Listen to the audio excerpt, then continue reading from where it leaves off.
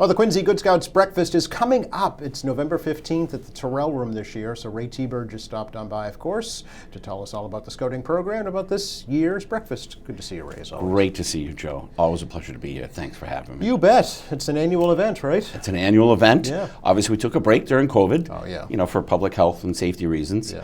But the mayor was actually excited to hear people come up to him in the street and at events once we started meeting publicly. And they asked, hey, are you going to do the breakfast again? Sure. Because people really look forward to it. It's a great feel-good event. Yeah. How long has it been going on? Do you know? Just roughly. I believe this is the 26th Wow. Okay. annual or 26th time Right. that we've Well, had the breakfast. right, yeah. Yeah.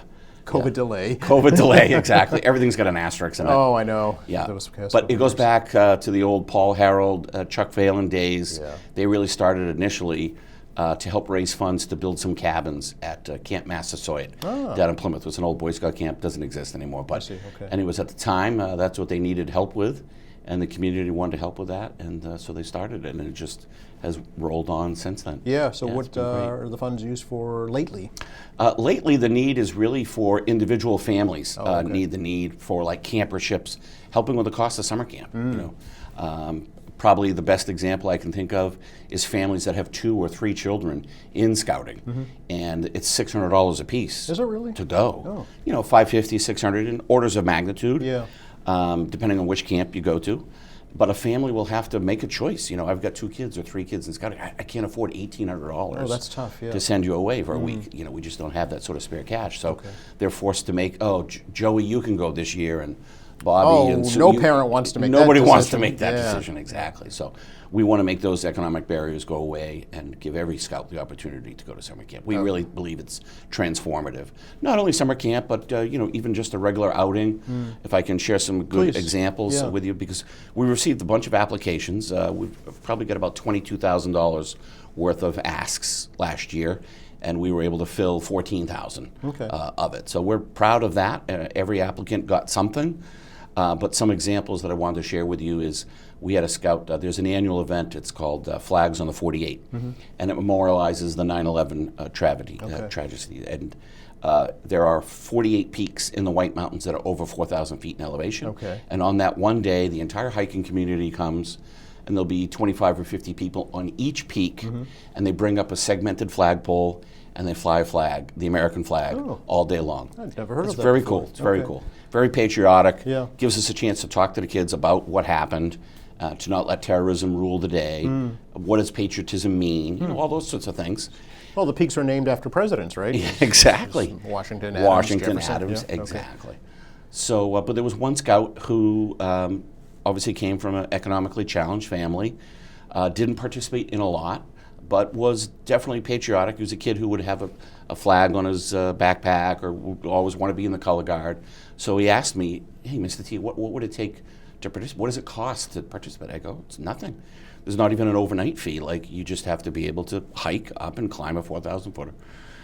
But clearly the kid had like Crocs and like old, torn up shoes. And I said, well, you don't need a tent or a sleeping bag, but you're going to need a good pair of hiking boots because the White Mountains will really eat your feet up. For sure. And he said, oh, well, I can't do that. I don't have them, and I know that's something that my family can't do. And I said, well, if that's the only obstacle preventing you from participating in this and developing a sense of patriotism, and you're willing to climb a 4,000 footer and back Right. in one day, I think that's something we can help you with. You know what I mean? That kind of thing. That's a great story. Okay. Yeah. We've had a couple of families who have approached us. Now that scouting is open to boys and girls, Yeah.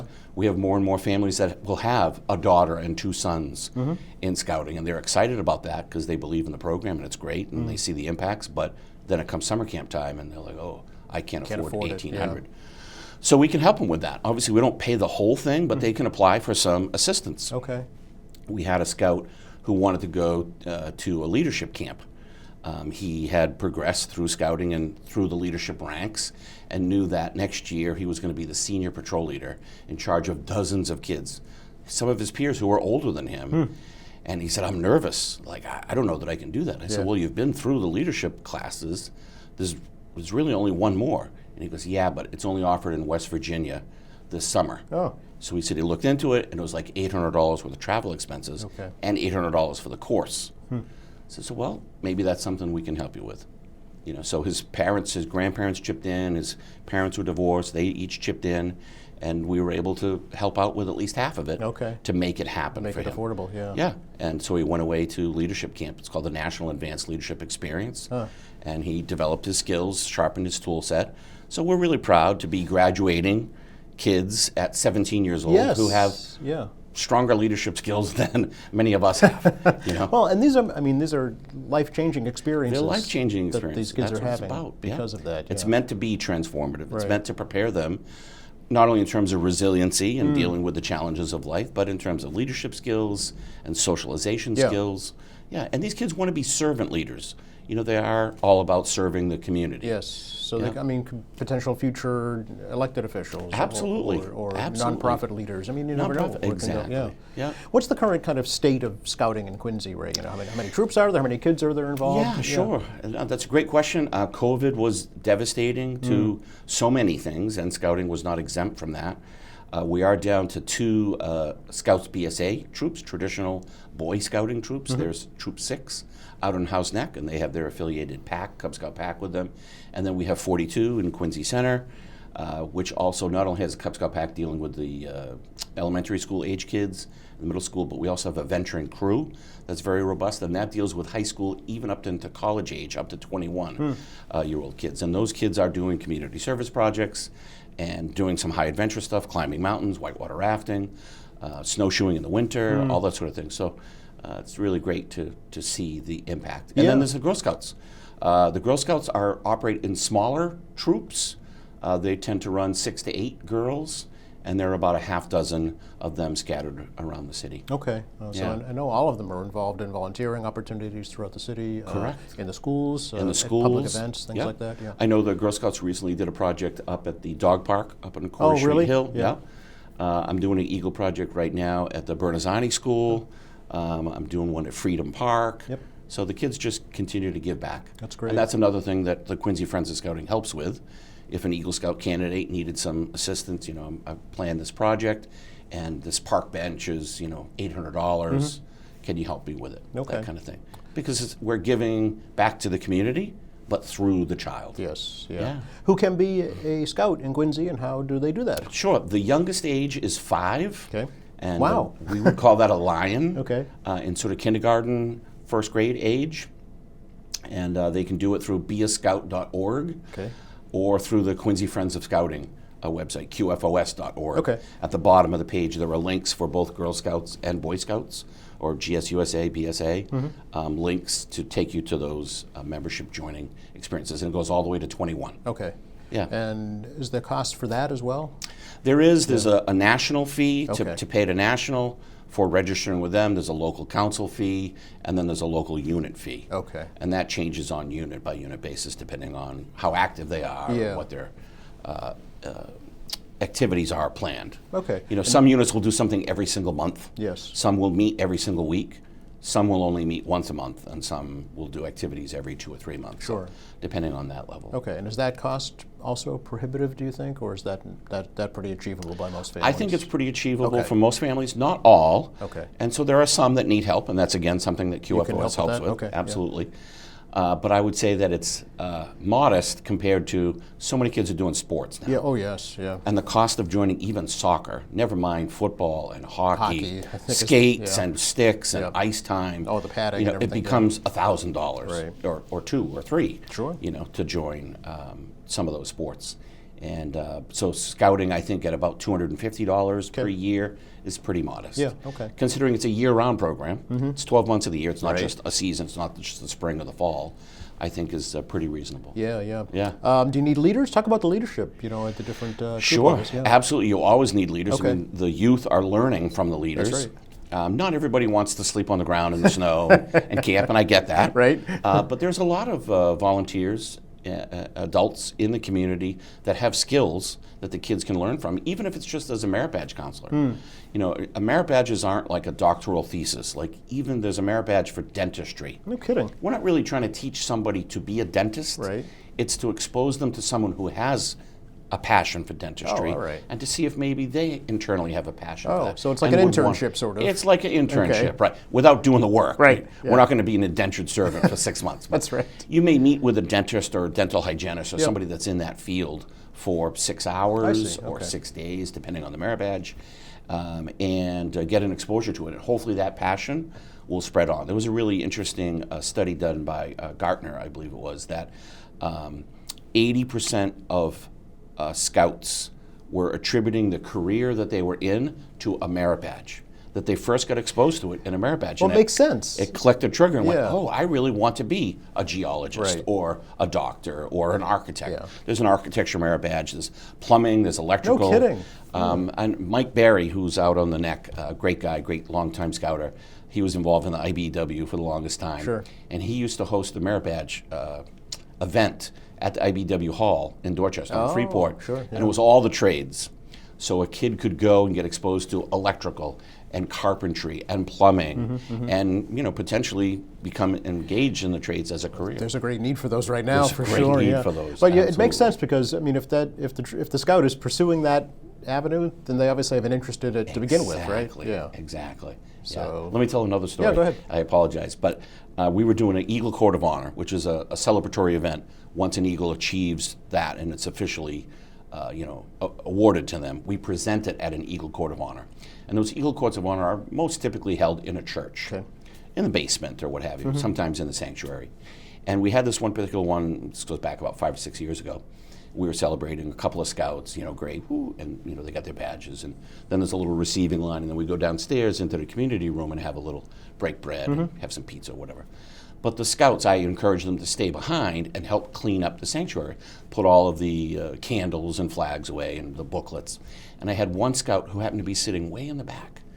And I couldn't tell from the front that he was looking down. I was thinking he was looking down, but what was he looking at?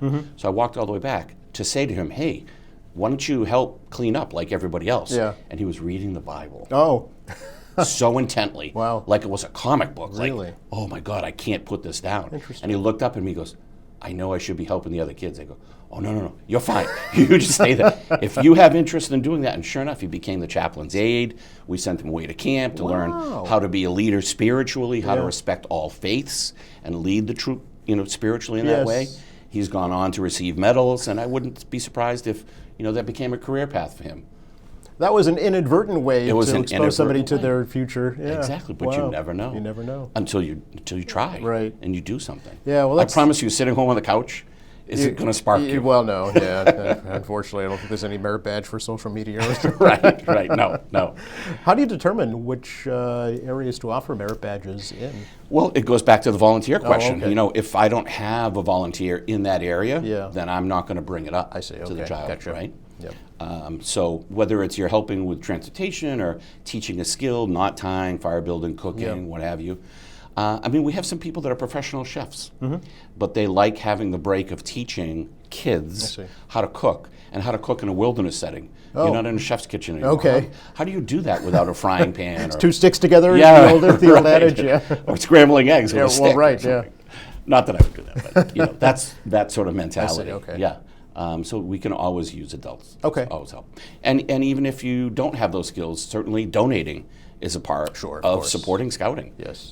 Help us to continue to create the opportunities and eliminate the economic barriers of kids that want to be engaged and grow Yes. through challenging themselves. And they can do that by attending or at least donating to the Good Scout Breakfast. Exactly. Yeah, what's Great going to be segue. happening? Tell us all about it. Sure. The Quincy Scout Breakfast has been a great opportunity for the mayor to celebrate the citizenry and to support scouting at the same time and give the citizenry and the public a chance to support scouting. So he typically selects, sometimes we nominate, he selects, goes back and forth, one public citizen and one private citizen, which I really like. One individual who doesn't necessarily need to be the most successful person in business, but someone who lives their life in the values of scouting, is a good role model, if you will, that we can point to and say, hey, you might want to consider living your life like this I see. individual does. Sometimes a man, sometimes a woman, and then the same thing through usually public servants.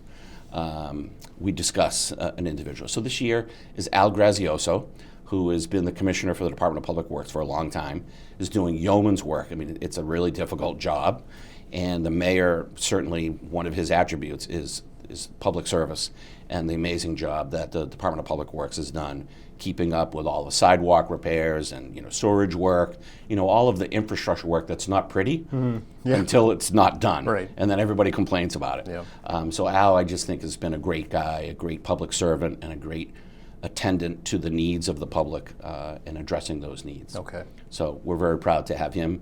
I nominated him to the mayor, and the mayor immediately said, "Oh yeah, that's a perfect pick. We're going with Al." Okay. And then the other one was Dan Quirk. Dan's been obviously very successful in his business, but he hasn't forgotten where he came from, and he's always been incredibly generous with the community, supporting youth sports and all kinds of other organizations, and certainly scouting is one of those. And so we wanted to give him a chance to support scouting this year, and for us to recognize his contributions and leadership to the community. Very nice. Yeah. So we're very proud of that. Sure. So those are the 2 Good Scout Awards. Good Scout Awards. Okay. Now the committee can choose to do a 3rd award. Okay. Called the Granite Pillar Award. The Granite Pillar. Granite Pillar Okay. Award. Think of it as a lifetime achievement. Yep. You're a pillar in the community. Oh, I Obviously, see. we're the city of Granite, and so that's sort of where that came from. Okay. So it's to honor another individual that may not fit in those 2 other buckets, but that we don't want to let time go by without honoring them. So last year we honored, I believe it was Leo Keka, and Leo has done some amazing things in the community above and beyond what anybody else needed to do, certainly through COVID and inoculation and bonuses and that sort of thing. But this year's recipient is Kelly Cobble, and Kelly was she's unfortunately passed away, lost her to some a sickness, not COVID. No. But she was a contributor to the community in so many ways. She's a personal friend of mine, and I first met her through scouting. Her daughter was in Girl Scouting, and her son was in Cub Scouting, and that's how my family got connected to hers. And we used to get together for fireworks and 4th of July every year. Yeah. It's just a lovely, lovely family. They're just amazing. But I came to know that Kelly gave in so many ways. She was so involved with Quincy Arts. She volunteered here at QATV in so many ways. So Nice. felt it was time. Very nice. Yeah. For her family to have that honor. Yeah. Correct. Will they be Correct. attending? They will. They Yeah, will. Yeah, that's I met nice. with her husband Steve. Okay. I don't know that her daughter Izzy is able to. I think she is out of state, if I remember right, in Washington. I can't remember. Okay. But I believe the son is coming and some of the other relatives. Nice. So they've got their own table. So, Very so nice. we're looking forward to that, paying tribute to their family and to Kelly and everything that she gave. Yeah, that's Yeah. great. So you don't have to be a scout or involved in scouts Correct. to win these awards? To win these Okay. awards, correct. Okay. Yeah. Tell me about the breakfast. Where is it? When is it? How do people attend? Absolutely. Thank you very much. We have been at Granite Links for a long time, and actually prior to that, we were on the USS Salem when Mayor Sheets Oh my was gosh, around. wow. And he was really involved in the Salem committee. Yeah. So we would have it on the decks of the ship, which was really cool. But anyways, now we are at the Quincy Elks, at the Okay. Terrell Room at the Elks on the top of Corey Street Hill, which we're very pleased and grateful for them hosting us. And it is Wednesday, November 15th. It is from 8 to 9 in the morning, so it's a hard start and a hard stop. We get it that everybody's going to get back to work. Right, yeah. So we do ask you to come at about 7:30 Okay. is the mingling and check in and get your badge and get your seat and get your breakfast. The Elks does a great job with breakfast, so we know that that'll be great. And then the kids will be doing a color guard. We'll hear from a couple of youth speakers talking about how scouting has impacted their lives. Nice. I think that should be moving. Yeah. We have the Quincy High School Chorus coming and singing and doing some pieces for us. Super. And then we'll present the awards to the 3 recipients. And then we'll close out with a song and a prayer and let everybody go home, hopefully feeling good about being a member of the Quincy community Yes, yes. and supporting scouting. How many folks do you hope to attend? About 250. Wow, okay. Yeah. And how do people do that? Sure, they can buy tickets on our website at Okay. www.QFOS, Quincy Friends of Scouting, is the benefiting agency, if you will, of the event. It is a collection of moms and dads from Quincy that their children have gone through scouting and they want to continue to be involved and make sure that scouting thrives in Quincy. So we created this nonprofit called QFOS, Okay. and it's a couple of dozen parents from Quincy, which is kind of nice. Yes. Still wanting to be involved. Yeah. They're still giving and still helping to raise funds so that we can help kids, individual kids. So I do want to say that 100% of the proceeds from the event stays here in Quincy and goes directly to kids and families and units in Quincy. Okay, good to Yeah. know. How much are the tickets, Ray? The tickets are $75 individually, Okay. and the tables are $500. Okay. Yeah. All right. Yeah, so it's pretty reasonable. Yes. Obviously, you can give at higher levels, and those Of course, opportunities yeah. are available on the website. If you're a business and you can give at higher levels, we do give opportunities for advertising Oh, okay. and camperships if you give at the higher levels. Okay. But knowing that on average it's about $600 to send the kid to summer camp, one table just barely helps us help a kid Right, get exactly. to summer camp. So Yeah. hopefully everybody can buy a table. All right. Anything else we should let folks know about right now? No, I think that's it. We Okay. just would love to see everybody there. Certainly your presence matters. Right. And seeing, obviously, the financial support helps as well. But it matters for the children to feel special because the community comes out at large and says, you matter to us. And let's continue to encourage kids to make good choices and to learn to be servants of their peer instead of it being all about them. And I think Scouting underscores that. And Great. so we'd love the community to come out and support that endeavor. Great. Well, thanks for coming over and sharing the story. Truly and, my pleasure, Joe. Thank you for giving me the opportunity. You're very welcome. It's Yeah. our pleasure. And thank you for watching us here at AEM Quincy. I'm Joe Catalano. We'll see you next time.